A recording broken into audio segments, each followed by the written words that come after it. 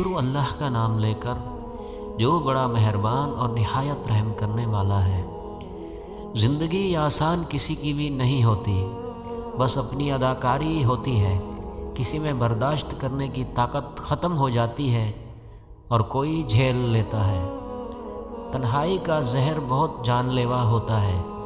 عام انسان یہ زہر نہیں سہ سکتا، اور جو یہ زہر سہ جائے تو وہ انسان عام نہیں۔ پریشانی خاموش رہنے سے کم، صبر کرنے سے ختم اور شکر کرنے سے خوشی میں تبدیل ہو جاتی ہے۔ امانت صرف چیزوں کی ہی نہیں ہوتی، امانت راز کی بھی ہوتی ہے۔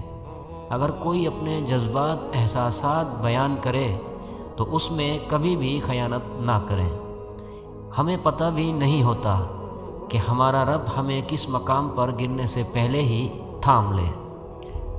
بچہ بڑا ہو کر سمجھ جاتا ہے کہ باپ کی لگائی گئی پابندیاں ٹھیک تھیں، اور بندہ مرنے کے بعد سمجھ جائے گا کہ اس رب کی لگائی گئی پابندیاں ٹھیک تھیں۔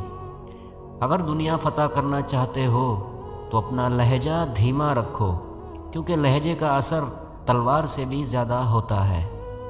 معجزوں کی راہ تو اللہ آخری سانس تک کھلی رکھتا ہے، کیونکہ بے بس ہم ہیں، وہ تو پل میں نصیبوں کو بدل سکتا ہے۔ رشتے اور تعلق نبھانا ایک فن ہے، جس کے لیے انسان کے پاس دولت کا ہونا نہیں بلکہ احساس کا ہونا لازم ہے۔ دریا کا پانی نہ کبھی ٹھہرتا ہے اور نہ ایک لمحہ کے لیے پیچھے کی طرف مڑتا ہے، وہ مسلسل اور ہر آن اپنی منزل کی طرف اپنا سفر جاری رکھتا ہے۔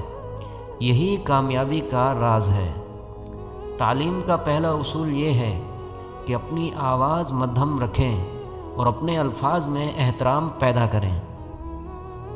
لوگوں کو خدا سے رابطے کے طریقے پر انہیں مت پرکھو۔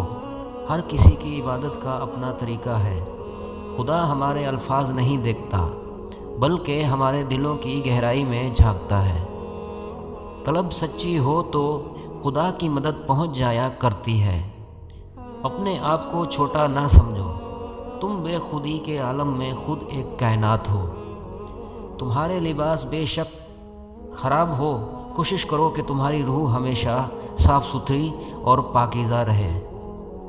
عام لوگوں کی خواہشات اور امیدیں ہوتی ہیں، جبکہ کامیاب لوگوں کے مقصد اور منصوبے ہوتے ہیں۔ صبح منہ دھونے سے پہلے ایک کام کر لو، تمہارا چہرہ پرکشش سفید چمکدار ہو جائے گا۔